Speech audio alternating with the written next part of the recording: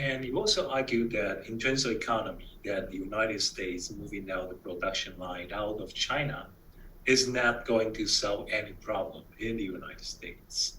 While at the same time, we see both parties actually are pushing for the so-called decoupling. What's going on? Well, what's going on is that starting around 2010, the American strategists came to the view that China's economic rise was no longer in America's interest. Again, this was a very naive and wrong assessment because it was based on a zero-sum vision of the world, that if China rises, America must be going down. Whereas in economic terms, we aren't in a zero-sum world, we're in a positive-sum world.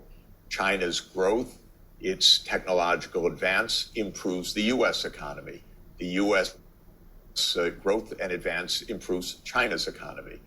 In fact, when I had the discussion with John Mearsheimer, I was in California, and I think California has been enriched by China's economic development.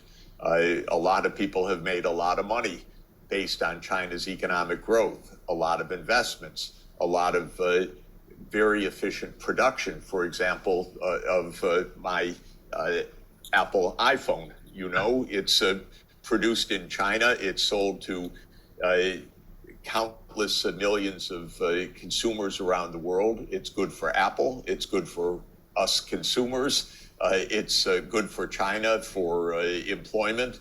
This is how economics works. It's mutually beneficial. It's not good for one and bad for the other.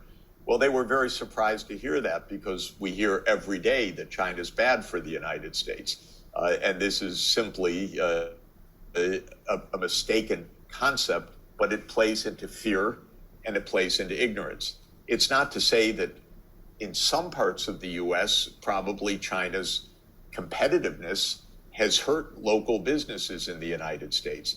But in other places, it's dramatically improved the businesses in the United States. And what economic logic and history shows is that the gains definitely outweigh the losses, and that if the United States had better policy, instead of blaming China, it would have some internal redistribution so that the winners would be helping to compensate the losers, so that everybody would feel good about the economy. That's the basic logic of global trade, that it's on net favorable for the country, even if some places are losing from competition, the winning in other places more than outbalances the losses. And that logic means that we should have a system within any country of social transfers, retraining, reskilling, other kinds of programs to promote new industries, new jobs, quality jobs, and so forth.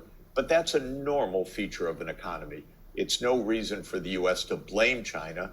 It should be blaming itself for not having the right institutions internally to upgrade the workforce and move into new sectors with sufficient speed. We can also note that China has become the world's low-cost producer of many, if not most, of the technologies we need for the green transition. China's the world's low-cost producer of photovoltaics, of batteries, of electric vehicles, of wind turbines, of fourth-generation nuclear, of 5G, of long-distance power transmission, and so forth. Well, this is a great result for China. It's very good for countries that are partners with China in the Belt and Road Initiative, for example, because they get low-cost technology at very effective, good prices. For the United States, the real lesson is that during this last 10 years when China was building up its industry in these sectors, the United States was doing very little. It was debating, should we go to electric vehicles or not? Well, China said yes, it went to electric vehicles. Something like 400 producers got into the highly competitive market. Now it's being shaken down to a few, but these few are superb. And we have one. We have Tesla. very good, but it's one. China has dozens, hundreds even. And this is a big difference between the United States and China in the last 10 years. China just made this transformation. It went ahead. It didn't debate it. It did it. And the United States should do it as well, rather than complaining about China.